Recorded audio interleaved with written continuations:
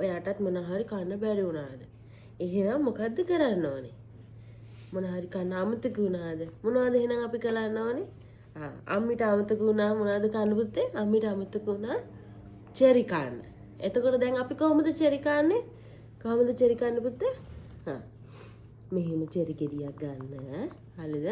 මෙහෙම චෙරි ගෙඩියක් ගන්න. ඊට පස්සේ කියන අම්මිට කන්න කියලා.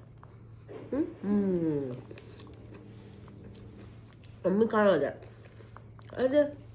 අම්මි කනවා. කාලා.